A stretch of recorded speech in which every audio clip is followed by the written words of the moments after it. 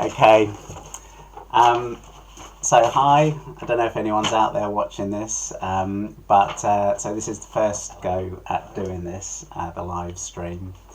So you have to bear with me if there's any sort of technical problems. But I'm just going to go through it as if I was doing a normal class. So hi. Just bear with me 1 second. So this is the first go at doing this, the live stream. Okay, I'm going to create an echo. So a little introduction. So some of you probably know me. My name's Ed. I do art classes in Ipswich. And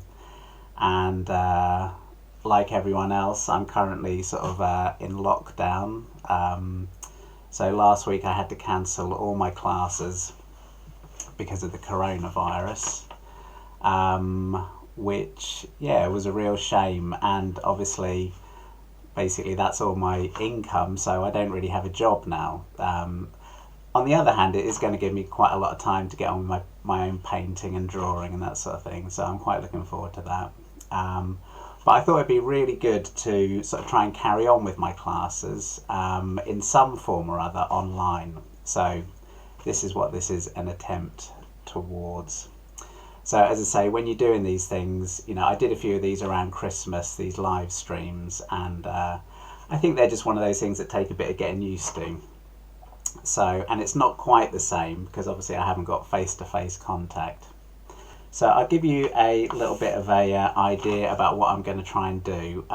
So we're going to structure this like a weekly class, and on Monday, I'm going to be setting out some theory and going over some of the subjects that I might cover in my class, which hopefully will be interesting, for students that have perhaps done the material before, and some of you that haven't seen this channel before. There may be some interest there. So I'm going to try and go through it in a fairly sort of structured way. And so what I'll do is on Monday, we'll go through some of the theory. And you can either make some notes or watch it a few times, just try and get the gist of what I'm talking about. Then on Wednesday I'll try and do an actual painting demo, so that may take a bit longer than the theory side of things. And in the painting demo you can actually see the practical application of the theory, hopefully. And then what I'll be encouraging you to do is at home is to try and find a little space. Obviously some of you might have some space at the moment, to have a go at doing some painting. Try and set some stuff up at home and see if you can get some work produced. And so then the idea is, if you get anything done, normally in a class I'd go around and have a look over people's shoulders, but what we'll do here is if you photograph anything that you paint, you can then send me a picture of it. And then what I'm hoping to do is on Fridays is set up one of these Zoom meetings, which is a bit like Skype, which everyone's using now with the virus going on. And that way we can talk to each other, and I can perhaps go through some of the images that people have submitted and give some feedback. Because what I normally find is that the feedback I give one person might be of value to other people as well. So that's the plan.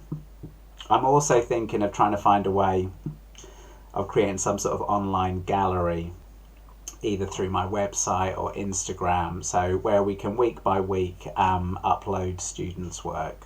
Okay. And another plan was that after these sessions on the Monday and the Tuesday, one of my ideas was to have a little meeting on Zoom as well, so I can talk to some of you that have actually watched the live stream, and you can give me feedback, or we can discuss about some of if you're going to plan to do some painting over the week, if you've got any questions. Okay, so I will, all the people that are subscribed now, so the way this will work is the people that want the extra tutorials and the crit sessions can sign up to my Patreon account, and all the details of that will be on my YouTube account at some point, although they may not be there now. So I'll get all that there, and and then I can contact you with the address for the Zoom meeting. So that's what will happen there. So getting on to the class, so what I'm going to do is I'm just going to change this so you can see what I'm looking at here.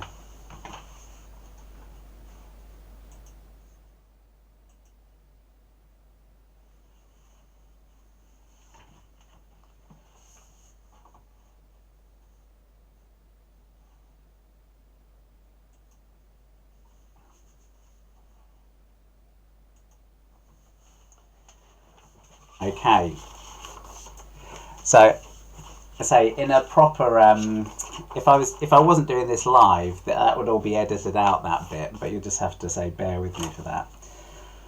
So hopefully you can see this. So I'm going to use this a bit like a blackboard. Hopefully it will be sort of legible enough and you can see what I'm going to do. So we're going to start this week.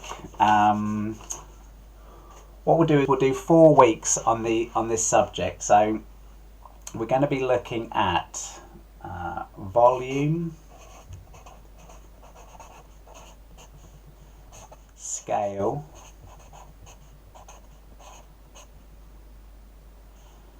overlap, and perspective.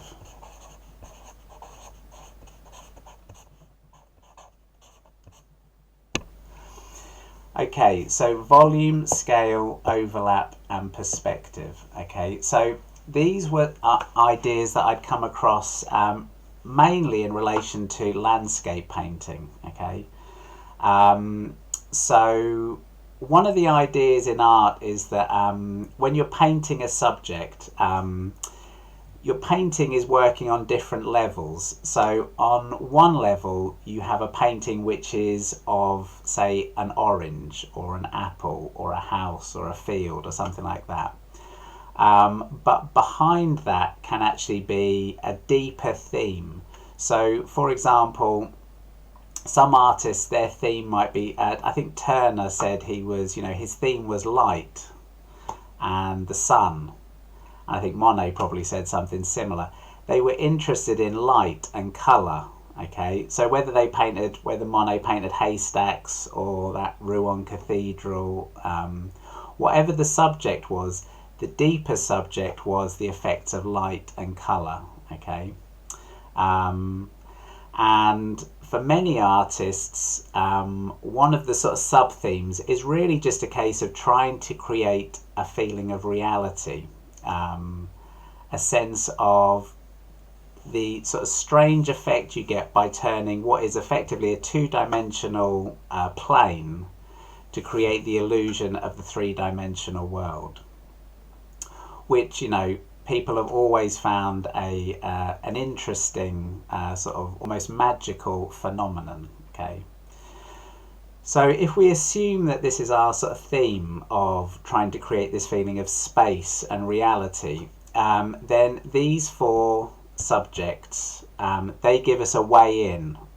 They give us things that we can look for in our subjects, because each one of these in their own way helps to transform our two-dimensional surface into three-dimensional reality. Okay, so sometimes what will be interesting is, hopefully as the class goes on, we will stick with still life for a period, and then, as I was timetabled to do anyway, after the Easter break I'll perhaps focus a little bit more on landscape painting themes. But these 4, I say, they're deeper in that they relate both to still life and to landscape. So what you can do is, when you're looking for things to paint, instead of looking at objects thinking I want to paint this house or this tree or this apple, you can actually look for these things. You can say, well, how can I set up my view so I can work with scale, or how can I create overlaps? How can I find an angle that communicates perspective? Okay, so if you understand these, it really helps you when you're trying to find subjects to paint. Okay, So that's a broad overview of what we're going to be doing. Okay. So lesson 1. So this is today. This is what I want to focus on this week. Is this idea of volume, specifically in still life painting.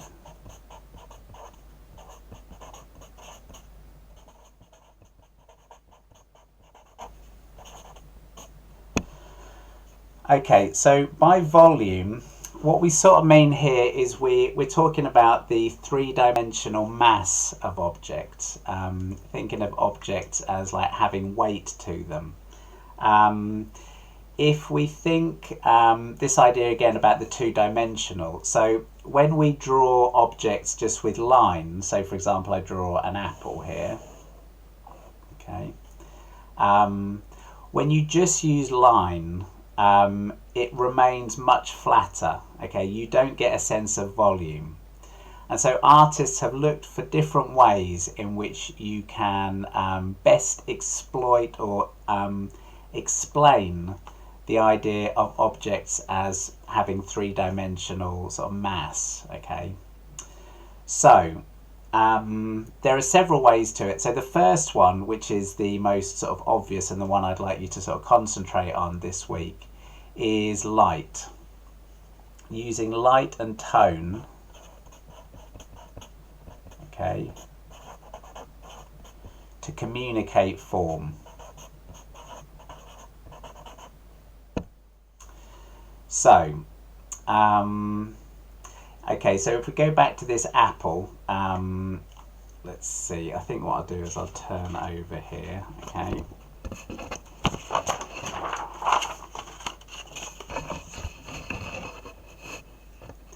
So one of the things I've always been very keen to do in my art classes is when people paint subjects, especially still life subjects, is I like them to be able to do it with a light on the subject, okay? So when we have our apple, okay, oh, we'll just actually, let me adjust that slightly. I might need to do that a bit bigger. Okay, I'll tell you what I'll do with this Sharpie. Here we go.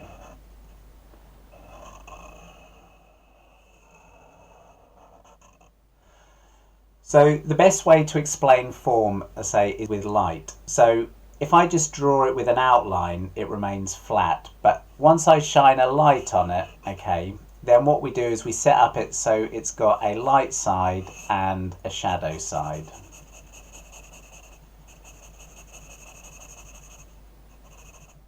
Okay, and also, if you observe it and it's set up correctly, it will also cast a shadow. And I'm doing this on slightly toned paper, so I can even put a highlight. Okay, so when we introduce those, we already get a much stronger sense of three-dimensional form. However, if, let's say I had my apple again, okay, so in this example, this was the light source, a single light source, okay. But what happens often when we set things up in a class, you get several light sources. So you might have a window here, okay, and you might have some lights over here. That moved. Oh, okay.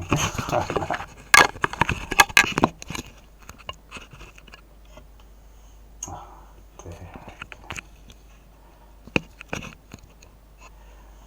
Okay, there we go. Sorry about that. So, yeah, so you basically get numerous light sources. Okay, and what that does is these all shine in, they create numerous highlights instead of just one, and instead of having a clear shadow, you might just get a little bit of shade like that, okay, and you'll also get this effect of numerous cast shadows like that, okay, which doesn't really make for good painting, Okay. So I often say when people are starting painting, you really want to make life as straightforward as possible. So the best thing you can do is to try to illuminate objects in a way that lend themselves to clear light and dark patterns. Okay. Even when you're doing landscape painting, you're better off to go when the sun is low in the sky.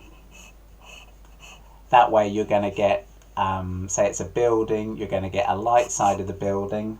Okay, that's probably not reading. You get a light side.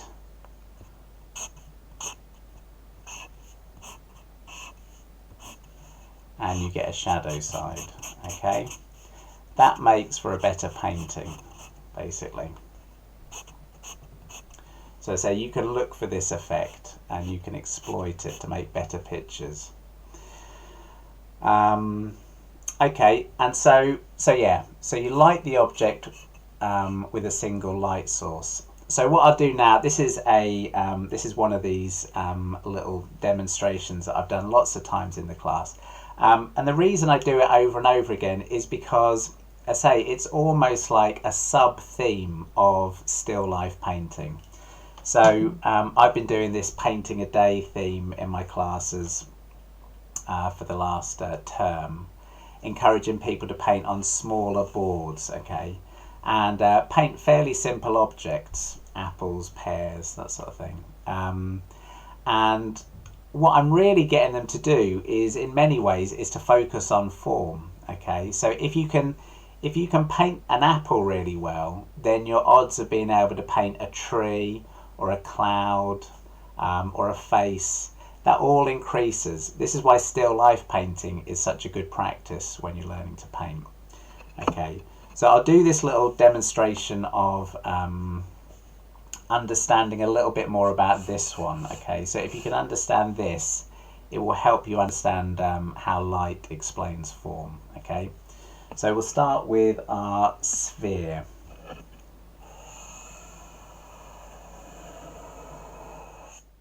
Okay, there's our sphere, and it's going to be on a flat plane. So, as I was saying, when things are done with an outline, they tend to look flatter. So when you look at, if you look at art history, you will see, if you go back to things like Egyptian art, you'll see that art was primarily about outline, okay? And then even when you go to like Byzantine art and mosaic art and that sort of thing, it was largely outlines coloured in, okay? And then with the Renaissance, you started to see artists start to use this light and shade to create more of these effects of reality. And that's basically because the more, in some respects, the more you can get a sense of reality, the more emotionally engaging the art will be. You know, possibly. Okay, so obviously, you look at primitive art and the way art unfolded, it's not always the case, but certainly the Renaissance, once they discovered perspective and this thing about light and form, that really dominated Western art for sort of centuries, really, until modern art. So they were finding ways, how do you light objects to best communicate their form? So if you look at art from the Renaissance, you will see that mostly objects are illuminated from left to right. Okay, so it's worth having a look to sort of verify whether that's true, whether it's portraits or still life. And I often say one of my theories for this is because left to right, that's how we read. So our eyes naturally move in this direction. That's one theory. I mean, my own experience was when I first started doing still life is that I set up a still life and illuminated it the other way around. And I couldn't say why, but it just didn't feel right. It somehow didn't seem to sit so well. So since then, I've always tried where possible to set it up this way around. So you can bear that in mind if you do try and set something up at home. Okay. So here's our light source. Okay, so we can understand what's happening here. This comes towards our object, and the part of the object that actually faces, that is closest to the light source and is at a right angle, so there's our right angle, to the light source, that point there will be our highlight. Okay, now depending on what this is, that will affect how the highlight behaves. So obviously if it's a rough object, the highlight's going to be more diffused. Okay, if it's a shiny object, imagine it was a chrome ball bearing, then this would actually be a mirror of the light source. Okay, but that locates our highlight. Okay, and then what happens is, as the form moves away from that light source, okay, let's get a sense of this. So it's moving away, turning around, away from the light source. It turns around, and as it turns, it gets darker and darker. So in this case, I'm using toned paper, but we can just do some cross hatching there. It's getting darker and darker until it reaches a point where basically the light can no longer touch it. Okay, so it basically becomes, it's at this, if that's opposite, okay, that's at the same angle. So this point here represents the transition from the light into the shadow. Okay,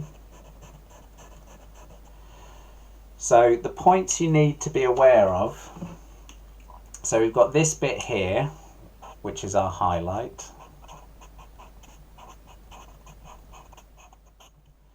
Okay, this bit here, this transition before it goes into the shadow, so this is still light, but it's not as light as the highlight. That's what I would call the mid values or mid tones.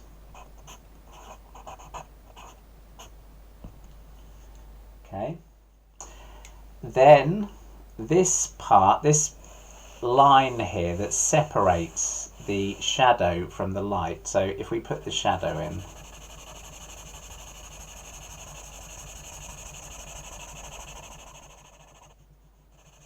our shadow in like so.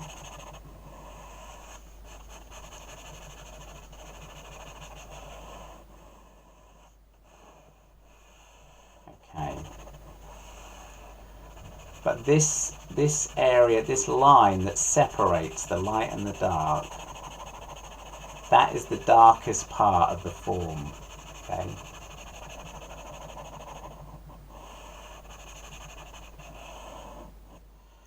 so now it's not a hard line because it's a sphere, so these are more gradual. As I say, what we're looking to do here is to give you the theory, and then at some point you can set up an apple or something and try and look at how this plays out in reality. Okay, so this bit here, number 3, that's called the core of the shadow.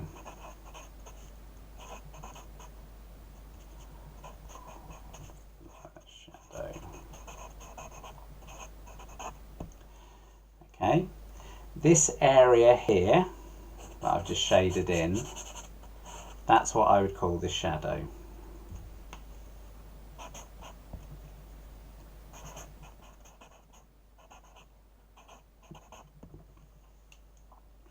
And then what we get is on the surface where this sphere is sitting,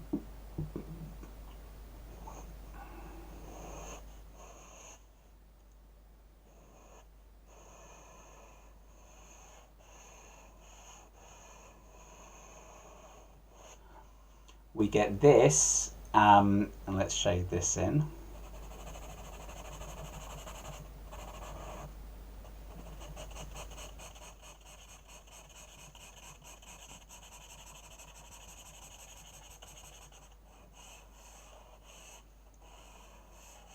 So here, what I'm trying to do to some extent is imagine this light. So this light is coming sort of slightly from the front. Okay, so this cast shadow is more, should be going more behind the sphere like that, okay? So this is the cast shadow, okay, and it's darkest immediately under the sphere.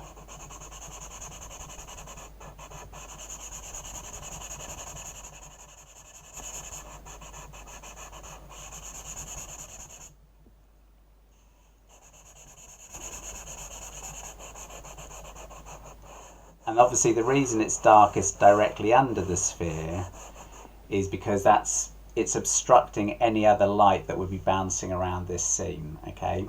So it gets slightly lighter as it comes away, and it will also, let me just put this down, cast shadow 5, cast shadow. So cast shadow, darkest and also crispest immediately under the form, okay? And then as it comes out, the edge gets a bit diffused,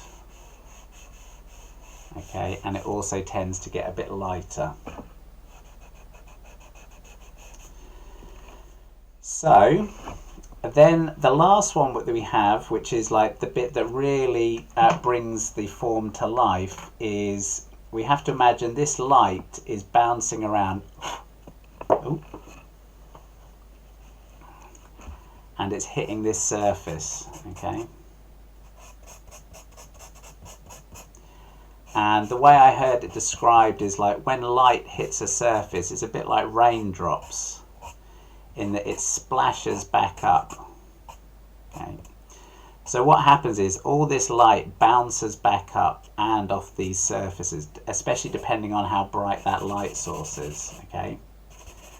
And then the lighter that is, it will come up into the form and create something like that. So that is number 6, which is reflected light.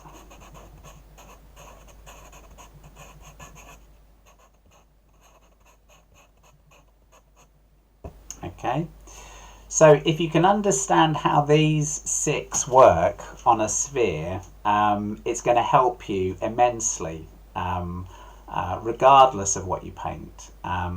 Certainly when I discovered this thing about the reflected light, so if I do a bit more shading to that. So it's the reflected light that makes the form, it gives it this sort of illuminated quality, okay? I think when I was young, when I first started drawing, I just assumed it would go from light and just gradually get darker and darker and darker, okay? Darkest at the edge. But I say that's not the case. So in this week, when you're doing your still life painting, I really just want you to set something up in this way, okay? And it might just be an apple or an orange or something like that. Set it up, so get yourself a table light, okay, something like that. And if possible, it helps for this to be a fairly dark background, okay? That will just help you to really observe what's going on, like that, okay? And then see if you can see these 6 things, okay? So just another little note that I think is useful is what we have here is we get, there's 2 families here, and one of them is called the lights, okay, and one of them is called the darks. So the highlight and the mid-tones, okay, they're the lights. And the core of the shadow and the cast shadow, those are the darks. And this is a really useful idea, which is you should always aim initially to keep the darks dark. Okay, let's see, we'll put this down here. Keep the darks dark. It sounds obvious, but it's not. Keep the darks dark. and keep the lights light. Okay, so what does that mean? So when I explore tone, this is what we're using here. This is light and dark. It can be helpful initially to do a tonal scale. Okay, so I'm going to run out. Okay, I'll do it up here. Okay, so we'll do a tonal scale. So you can have a go at doing this. This is a good exercise. So normally it's a good idea to aim, if you can, to get about 8 levels of tone. So divide that in 2, 2, 2, and okay. So 8 levels of tone. So at this one, let's call this 8.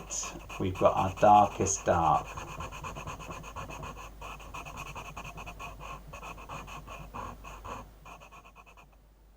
Okay, darkest dark. And then because I'm using toned paper here, my lightest light is going to be white chalk.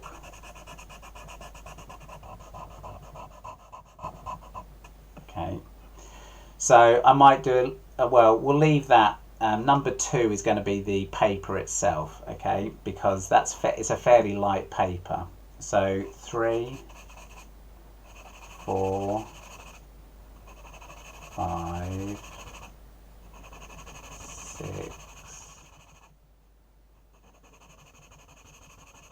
7. Okay,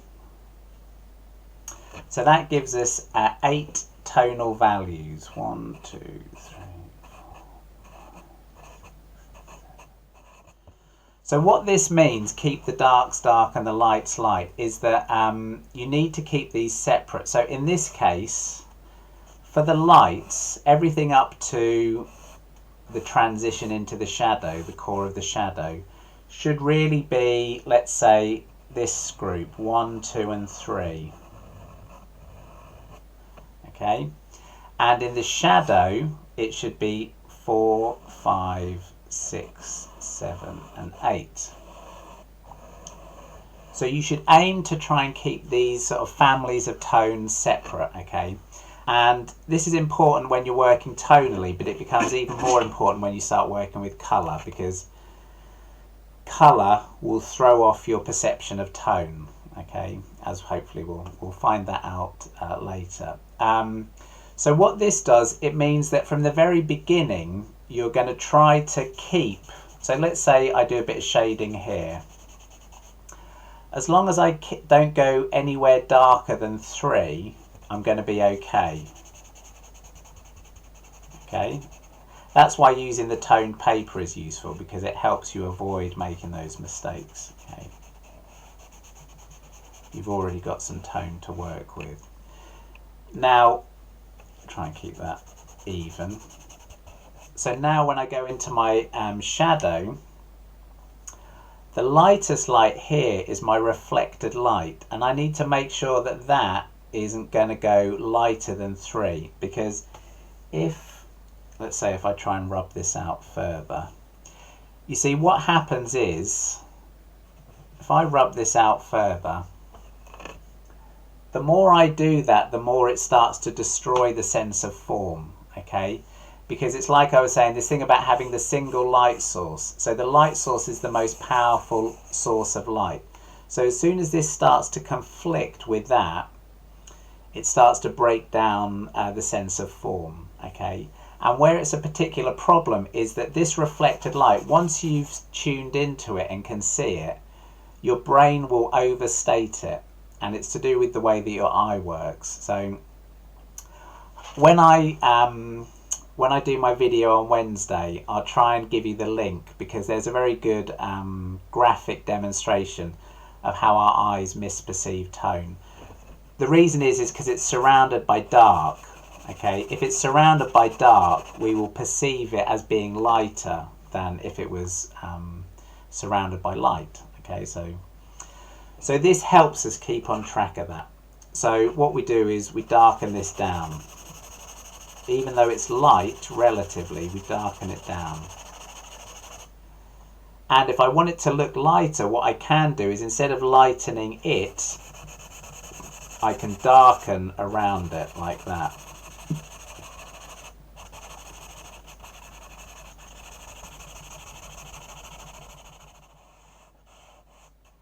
So then it will still start to look like reflected light, but it won't need to go so high up the scale, okay? So this idea is really, again, very useful, especially when you come to more complex things like clouds or maybe even faces and portraits, that sort of thing. And there are circumstances where it does break down, but as a general principle, it's what you should aim to do. Okay? So, I think that is pretty much, that's the, oh, okay. I'll say a little bit more about this. Let's see. Okay. So, that's the first thing you learn, is how to illuminate the sphere from that point of view. But it's also good as an artist, you need to be able to illuminate things or perceive their illumination from any angle, okay? So if I put my light source here, imagine this is in the center, and then what I do is, let's imagine in front of it I've got this great big sphere, okay?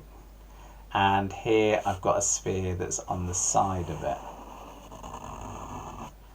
And here I've got a sphere that's facing the light source. Okay, so I need to be able to illuminate these, or at least recognize how they will be illuminated in any situation. Okay, so if I go through these, that might just give you an idea how to think about it. So in this one, this is like, obviously this is meant to be, I've done it larger so it gives a feeling of being in front of the light source.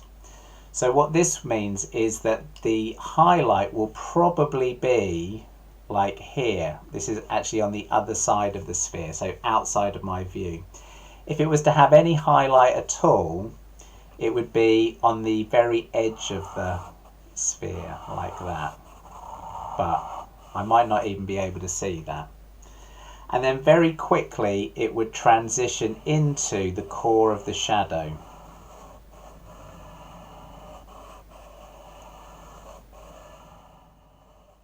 So the core of the shadow happens much earlier on.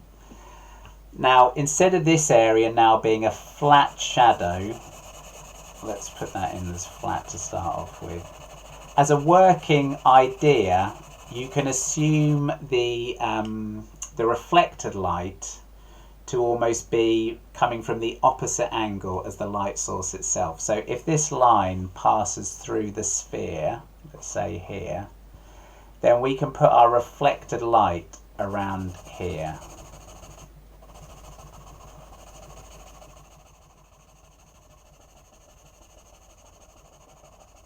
Like so. Okay, so we'll make that a bit smoother.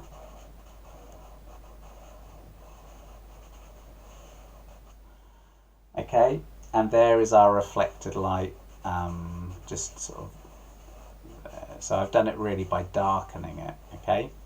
So that would be, you could almost imagine that like a planet. That sort of lighting situation where something's got the light on the highlight, that's often referred to as contre-jour, against the light, okay?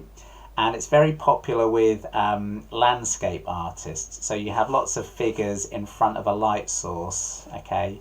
And then really you just render everything, let's say it's a boat, okay? You render everything pretty much as a silhouette, perhaps with a reflection, okay? And then you only need to put that highlight just on the edge of the form, okay, and you get the effect. So that's contre-jour, so that's one to be aware of. Okay, this one, the sphere, is facing the light source. So here our highlight is, we can just about see that highlight there, okay. Then that's our mid value, and our mid value now comes to about half and half, okay. So there's our core of the shadow, there's our shadow,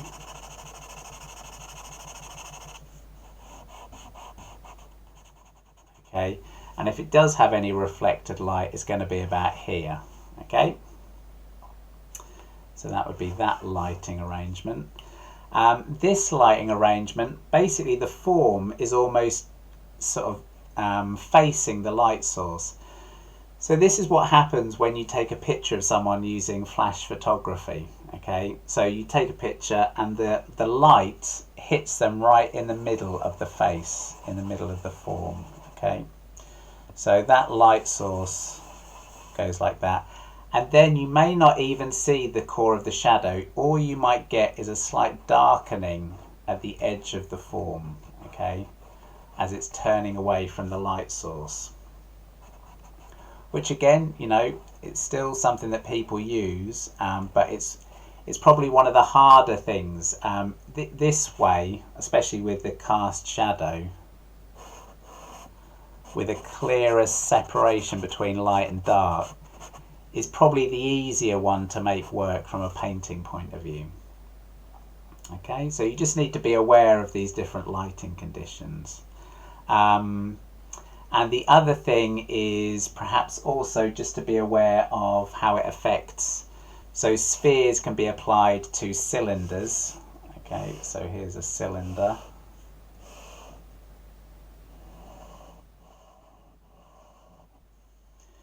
So the cylinder is illuminated from the side, let's say, so we get a highlight here.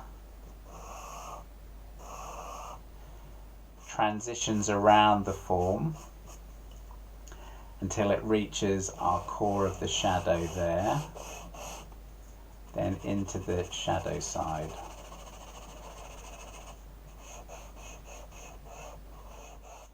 Okay, and creating a cast shadow perhaps that way. Darkest by the form, getting lighter as it goes away from you. Okay. When you're doing cube-like structures, let's say it's a house. Well, we'll just do a cube. Let's make it simpler. So here's our horizon. There's our house. Okay, so here's our light source. Let's imagine that's the sun, like that. So what happens here is it hits this surface, okay, and the bit that tends to look the lightest is this part, okay, and it could be because that is where it meets the shadow, okay, so the shadow also tends to be darkest at this point here, okay, and then it goes off into a more of a mid value. So these, when you get a hard edge, that's where you get a much more abrupt shadow, okay, so it's sharp, and then it goes off into reflected light, okay. So now you know the theory. One of the things you could also do this week is if you get some of your art books out, maybe famous paintings, if we're talking about sort of, you know, Renaissance paintings and not sort of modern painting, and look for these effects, okay? So you'll see them in trees and clouds, and once you know what to look for, you should be able to identify all of the highlight, the mid-tone, the shadow, etc. Okay, so okay, so homework. So what I would like you to do is, obviously you've probably got the idea now, is I want you to have a go at doing some sort of painting where you explore these 6 aspects of tonal value. So set something up at home, keep it simple. You don't have to work too big. You certainly could work with charcoal, or you could work with paint or any medium of your choice, and see how well you can get these. And if you get the transitions right and you get the values correct, you should find you can create quite a strong sense of form. Okay. So if you you can either get started on that now, or as I say, on Wednesday morning I'll do a demo and you can watch that. And then on Thursday, sort of towards the end of Thursday, if you send anything in to me, I can have a look and we'll do a little review. Okay, so how are we done? That's 40 minutes. Well, it feels quite exhausting, all that. So although I think they say like people have the attention span of about 20 minutes, so that's probably too long in itself. But as I say, with the painting demos, I'll do the same thing. That will probably take a bit longer, to be fair. So you may want to watch this over again. You might want to copy this. I mean, if you get any good book on drawing or painting, you'll probably see this diagram. So it's one of these things that's worth practicing. When I paint still life, often what I'm doing is refining my understanding of these 6 levels of tone. Okay. So see how you get on. I say if you want to get involved with the feedback sessions, you can sign up to my Patreon class. I'm going to see if anyone's actually watching. If they are, I will try and set up a quick Zoom session, and I'll send you the. We'll have a little break. About 11 o'clock, I will get back to you, and if anyone's around, we can have a little bit of a chat. Okay. So if not, hopefully I'll see some of you on Wednesday. Okay, take care, bye.